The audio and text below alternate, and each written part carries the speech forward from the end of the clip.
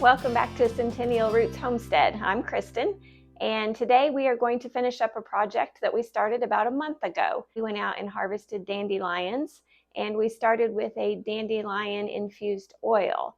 That has been soaking for about a month now, and we are going to infuse this. Well, the oil is infused, so we are going to make it into a salve today. And as we go along, we'll show you how to do it and what it's good for. If you saw the video that we did showing you how to forage and harvest the top 3 spring plants, then this will fall right into place with that. If you haven't seen that, be sure and go back and watch it, and that will show you how to harvest, prepare, and then we will continue to show you how to preserve. All right, so our ingredients today, we're just going to keep it really simple.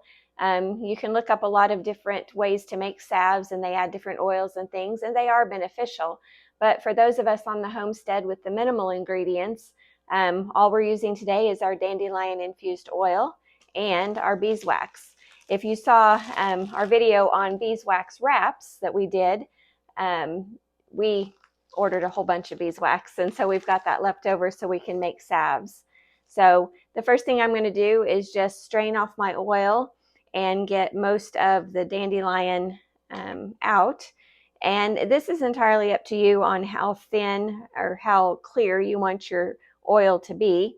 I don't mind a little bit of the sediment in there just because that makes for a healthier salve. If you do not have dandelion infused oil at this point, if you have harvested dandelions, what you want to do is just go pick the heads of all the nice full open dandelions. So here's some dandelions that are looking pretty good. They're smaller as the spring has gone on, but when I harvested they were quite large. But all you do is just pop those off.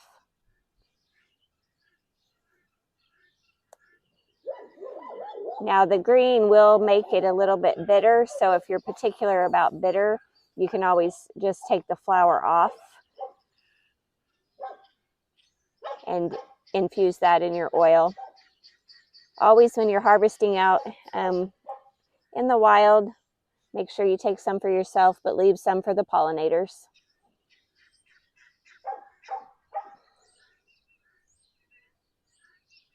And then you'll bring them in. You can set them out on a layer of newspaper and let them dry, or stick them in a dehydrator on the low setting, somewhere around 100, until they're nice and crispy. And then you've got the dandelions ready. So I store a lot of them just dry like this, and that way it's versatile and it can go any direction I want it. You can infuse them in the oil while they're just freshly picked, but there will be a lot of moisture, and that water will kind of settle to the bottom, and you'll need to make sure that you strain that part off before you continue with your recipes, because anything with that extra water will mold. It won't keep near as long. So the other way to do it is when you grab your dandelions fresh, you can infuse them in oil by heating them up, and that will speed up the process. I like to do it naturally because I've got so much coming in that I can just throw them in some oil and leave them. This has been infusing for 4 weeks, but anywhere from 4 to 6, even 8 weeks before you strain it off works great.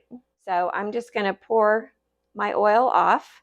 And you can see that the olive oil was a little bit colored to begin with, but the dandelions have definitely colored it more since then.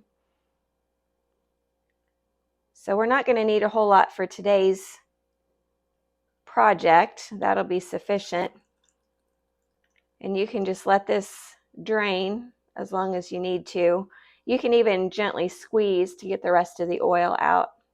That way you're not losing any of that good stuff that you've waited a month for. So we'll just let it continue straining there. I have here some dried dandelion, which is great to make tinctures with. And the easiest way to do that is to just take your jar of dried dandelion and cover it with vodka. Set it in a sunny windowsill for about a week. And then just make sure that you're shaking it periodically and that there's no dandelions floating on top, because they will tend to mold if they're on top. But keep them in the vodka for 4 to 6 weeks, and then you have a tincture that adults can use for sore throat, cough, cold, that kind of thing. I failed to mention the other thing that's fun with the Dandelion Infused Oil is that you can actually use this to top your salad with as a salad dressing, and it's really good as well as healthy. So, all right, we'll move on over and measure this out and get it melted. So I've got my scale here, and what we're going to do is measure 0.5 ounces or 15 grams of our beeswax.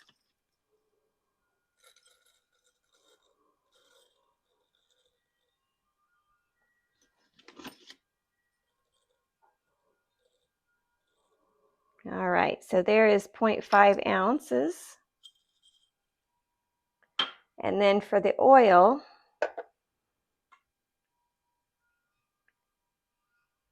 we want to do 3.5 ounces or about 100 grams of the oil.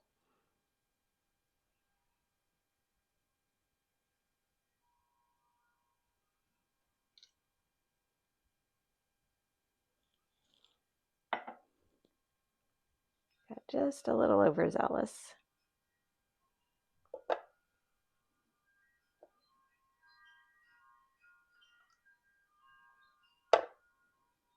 All right, so 3.5 ounces of the oil. And all I'm going to do is add my beeswax, my 0.5 ounce beeswax. You can use a double boiler for this, but I find it's easy just to grab a pan, fill it with some water, and heat it on the stove. So I'll just turn this on a low heat. I've already got the water in there, and we will just place this in the water and allow it to slowly heat up until the wax is melted.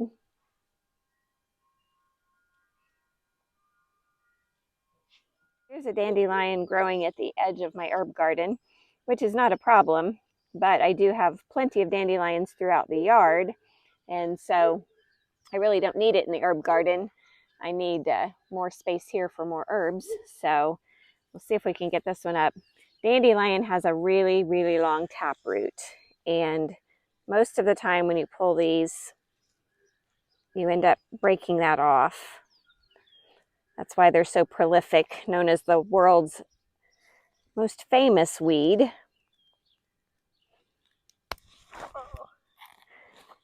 can see there, it wanted to come. But the dandelion root is very good medicinally as well. So if you're fortunate enough to be able to dig it up, you can use it.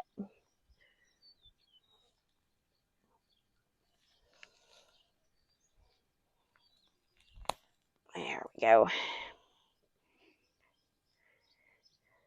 And there is the root. We've had about 6 inches of rain here in the last few days, so, but that's what the root looks like. So for the leaves and the root of the dandelion, the best thing is a liver detox. It also is really good for upset stomach. It calms your stomach down. Some people just use it daily as just kind of a gentle cleanse to the digestive system. So with the leaves and the root, you also make a tincture out of it, lay them out to dry until they are pretty moisture free, and then you add those to your jar and top them with vodka as well. All right, so our beeswax is melted in our oil. That's all combined. So the next step is simply to carefully pour this into whatever jar you want to use. I'm just going to use small jelly jars here because I'm keeping it at home for our personal use. If you were going to give it as gifts or sell it, you'd probably want to do something different that you actually don't have to lose your jar. So that recipe you can see made 2 little jelly jars. So all we do now is just let this set up and become our salve. One of the things when we're talking about dandelion that we want to mention is the simplest and yet probably most medicinal is to just make a dandelion tea. And you can use fresh dandelion flowers or the dried dandelion flowers and the leaves, but all you do is grab a handful, put it in a cup, add boiling water over the top, and let it steep for 5 to 7 minutes. Once the steeping is done, you simply strain off the flowers and the leaves. You can add a little bit of honey if you want to for taste, but drinking this tea, even daily, is okay because it does reduce inflammation, and it also helps to lower blood pressure and to stabilize blood sugar. So a very beneficial, easy way to get use out of the world's most famous weed. One recipe for use of dandelion that you may not find in any books is deep fried dandelion. And I remember having that a lot as a kid growing up. Mom would we would go out and pick the dandelions for her. She would dip them in oil and flour and deep fry them. And I will tell you that they taste like morel mushrooms. So if you have a hard time finding morel mushrooms like I do, definitely you shouldn't have any trouble finding dandelions. And so we always enjoyed that. One thing as an adult that I have done is to just simply take some of my sourdough starter or discard and dip the dandelions in that and deep fry them, and that's good as well. So hope you can give that a try. As I'm cleaning up here, I have all of these dandelions left over after we strain the oil. One thing that I like to do is just throw them out to the chickens. They enjoy a good snack, and the egg yolks become very, very rich in color. So if you've got chickens, give that a try. All right, so through the power of pause on the video, we are able to have our dandelion salve set up and ready to go. Now this is ready to use as soon as it hardens. You can again use it on insect stings or bites. You can use it on achy, sore muscles or joints. You just simply dip in, rub a little on where you need it, and it works fantastic. You can also just use it for dry skin. Some people think that it needs to be for a medicinal purpose, but it's great for dry skin for hydration. The best way to store the dandelion salve is simply just to put a lid on it and store it in a cool, dry place. And it's good to use for up to a year. You'll notice if the oil starts to go rancid, you'll smell that, but otherwise it's good to use. So now you've easily made a medicinal salve from the world's most famous weed, and you can use that whenever you need it. Stay tuned for more uses on dandelion and other plants or weeds that we harvest in the spring.